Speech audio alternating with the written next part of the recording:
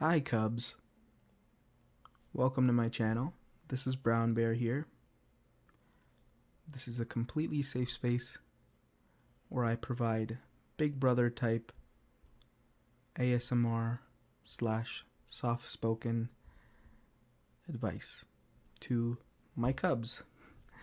I think that's a cute nickname for all my subscribers. I just got a new mic, so let me know what you guys think of it. And if you haven't already, I would appreciate it if you subscribed and liked the video. Also, if you'd like to comment any suggestions for future videos, that is always appreciated, and I will always get to it. Today we're going to be talking about rejection-sensitive dysphoria. Rejection-sensitive dysphoria is something that a lot of people with ADHD have. And it is a really nasty thing where people have overwhelming or very strong emotional reactions to rejection. That's basically the gist of it. And it can be someone making little comments about something that triggers you in a way, or in some way critiquing you or rejecting you, which can make you feel a whole host of strong emotions like anger, rage, panic, despair, humiliation, shame, believing that you've disappointed the people that care about you or that you care about, and the nastiest one of them all, hopelessness. It can really affect your whole day, and you may think about a situation where you were rejected over and over again. You may completely just avoid situations like that in the future. And it can be really frustrating when your life is affected by this, because you feel like anything you do makes you have a very strong reaction. It's very frustrating, especially if you're doing new things. If you're going to a new school or doing new courses, it can be really frustrating. For me, when I'm in class, I'll often want to ask questions, but I'll have really bad reactions in my mind because I think that I'll be considered stupid or dumb. Many teachers and professors have maintained that you should ask questions and that it's good, because other people may have those questions as well. But with everybody writing notes and the PowerPoint moving on, I just feel overwhelmed with emotions and panic and anxiety, and it's really frustrating. And then when I'm walking home, it's really frustrating just thinking about what I did and what I should have done. A lot of this rejection sensitive dysphoria. A lot of this rejection sensitive dysphoria combined with general anxiety and social anxiety really makes me feel strong emotions that I don't really like. It's not fun to think about everything that you've done wrong and replay it in your head over and over again. I know how frustrating it can be. And if anybody is listening out there, I know exactly what you're feeling.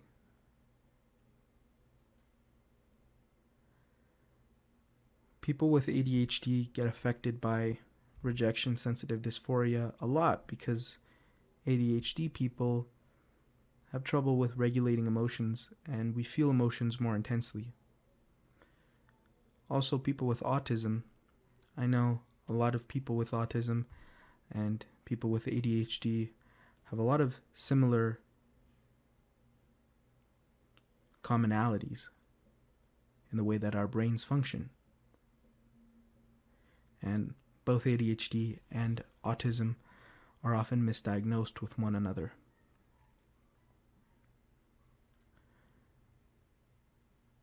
So I'm sure that people with autism also experience rejection-sensitive dysphoria as well. It is really, really frustrating when you're trying to move in life, trying to move forward in life. You know, if you're in high school, if you want to get a part-time job, it can be really frustrating when your own sort of inner monologue, the voice inside your head, is telling you, don't go. They're just going to tell you, no, you're not good enough. It's really frustrating. But I want you to know that you are good enough. That voice inside your head, who cares about him or her or them?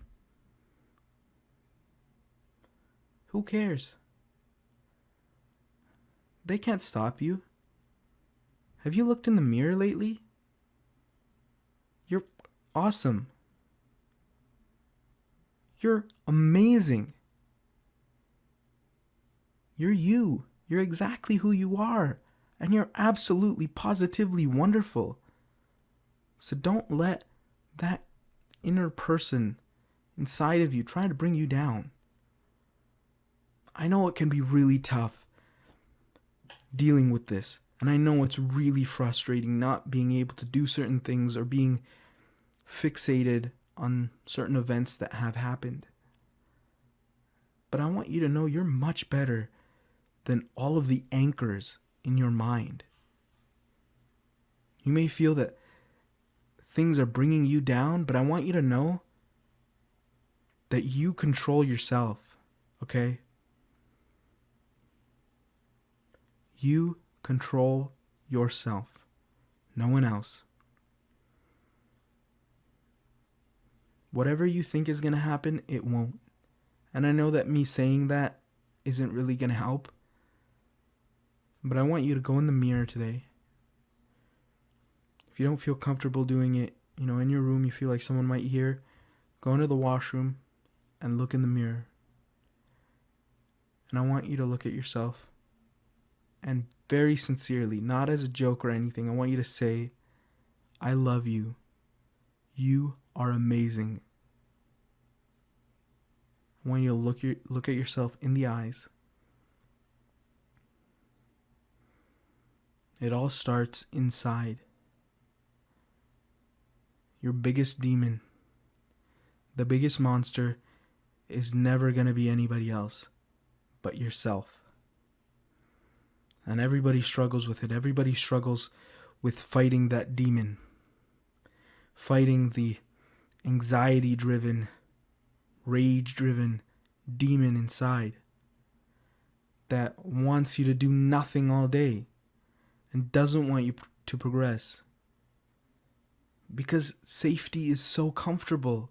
It's so comfortable not doing anything.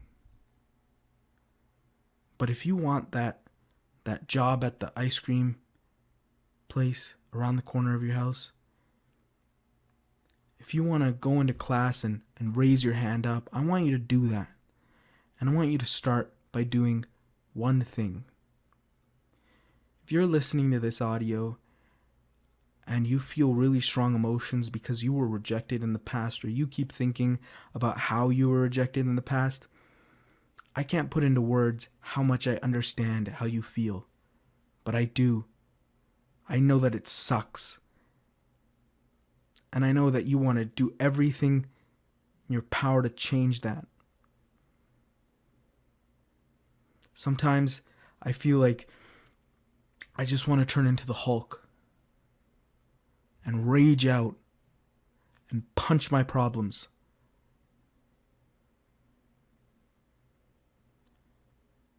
But I can't. So we've got to deal with this properly. So, how do we deal with this? Just like I said, if you're dealing with issues of rejection, you feel like you may be rejected, there are many ways that we can overcome this. And one of the ways is by improving your self-worth.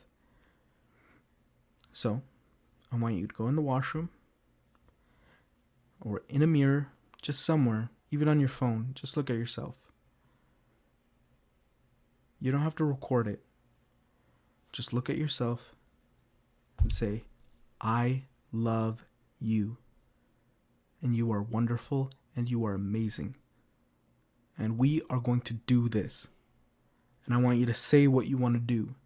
If you want to get a part-time job, say, we are going to get that part-time job because we're qualified, we're excited, and we're ready to do this. Okay? Now that's the brown bear method. All right? And I know that's not going to help everybody. But please do try it. Now, that's what you can do to prepare for situations. But other things that you can do, especially afterwards, is that think about your emotions and process them before you let the sort of whirlwind of emotions to occur. To just think about what's going on and trying to get away from perfectionism, because you are amazing how you are, exactly how you are. You're wonderful. You don't have to be perfect, even if you want to be. How you are is amazing. Now, another thing, go to therapy. If you are able to through your insurance, go. If you don't know how to do that, I'll give you a little roadmap.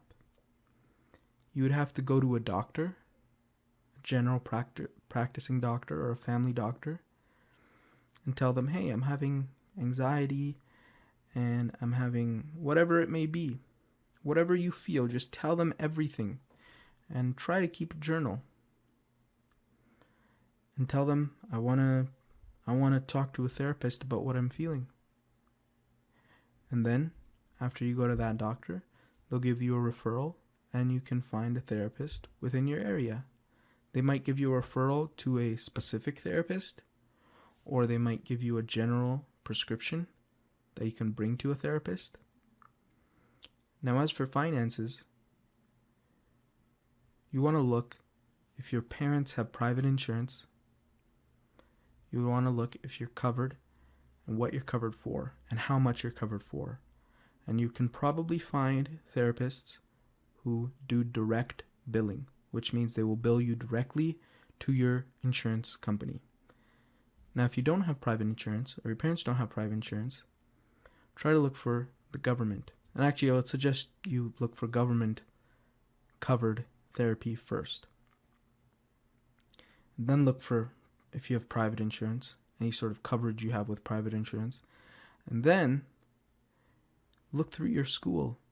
If you're in high school or post-secondary education, there may be grants, or there may even be a school therapist or a school counselor or a school guidance counselor that you can go to and talk to them about how you're feeling.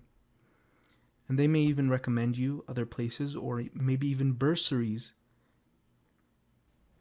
And they may even recommend applications that you can do, bursaries that you can fill out and apply for so you can get some money. But start with that. Start with going to a walk-in clinic and looking for any sort of government subsidy or bursary or a government covered therapist. And then you can go look for private insurance if you have any, and then go to your school. If you're in high school, I would recommend talking to your guidance counselor first. And if you're in post-secondary education, I'd recommend looking for government-covered therapists or psychologists, as that's probably going to be easier for, either party. Now, I also talked about journaling for a little bit. You should also journal and write down what you're feeling. I think it's helpful to talk to my friend, and he is a wonderful friend. I talk to him all the time, and he's kind of like my pseudo-therapist. And it's not good. I don't have a therapist. I should. But I feel as though he doesn't really talk much, so when I talk to him, I'm really just bouncing ideas off myself. And talking to him and explaining my problems out loud helps me to think about them more. It's one thing when you're thinking about your problems, but it's another thing when you're explaining them. Because you actually have to turn the wheels in your head to organize them into cohesive sentences, which can often help you think about what's going on. I know these are really generic answers, but they do really work. Now, another thing is, I said that a side effect of rejection-sensitive dysphoria is withdrawing from any situations that may have a possibility of rejection, which can be very, very bad, because that may limit you from moving forward in life. But if you have toxic family members, or people in your life, or situations in your life that are very toxic, then you don't have to go to them. You don't have to say hello to them. If there's, an uncle or an aunt or a cousin who keeps making fun of you, you don't have to engage with them. I know it's very hard to just say that because family can be very confusing and your parents may get angry at you if you don't say hello to them, but at the end of the day, your mental health is much more important than saying hello to anybody. So if they don't respect you and if they make you feel very poorly, then just say to them, hey, you're affecting my mental health negatively, and I don't want to speak with you. And if I wouldn't escalate it any further, but if you do feel comfortable, I would say, just tell them, hey, you say this, you make comments about, my appearance or my schooling or, whatever it may be that they're making fun of you for that makes you feel uncomfortable. Or, you say that I keep talking to you about this, but you keep making fun of me. Now, if you feel comfortable, you can tell them that. But that kind of escalates the situation a little bit. I would personally just say, you affect my mental health negatively, and just walk away. Another good tip, if you have the energy for this, and I know this is a bit more difficult, if you feel that you have the willpower and energy to do it. I'm not saying that anybody who doesn't want to do this doesn't have willpower, but it does take a bit more energy to do this. Is to just look at people in the eye. If they make a comment that makes you feel anxious, or you share something with them and they say, oh, that's ugly. You show them, oh, I have this cool shirt or this cool accessory. And they say, oh, I don't like that, that's ugly. That's oftentimes how I experience rejection-sensitive dysphoria. If you feel that coming on, I would just look at them straight in their eyes and say, I don't appreciate those kinds of words. That is not productive to anything. Just look at them. Most of the time, bullies will get uncomfortable. And they'll back off. But you just have to look at them straight. Don't try to not blink, because you should keep blinking, not too much, just a normal amount. But just keep looking at them. Keep staring at them. And eventually they'll get uncomfortable. Because everybody gets uncomfortable when you stare at them. It's just inherently uncomfortable. But yeah, those are some of my tips. I know this was a bit of a longer video, and I have a new mic, so let me know how it sounds. But yeah, I hope this helped you. I know this wasn't really a cohesive video, but I just wanted to talk about my experience with rejection-sensitive dysphoria and some tips that may help you.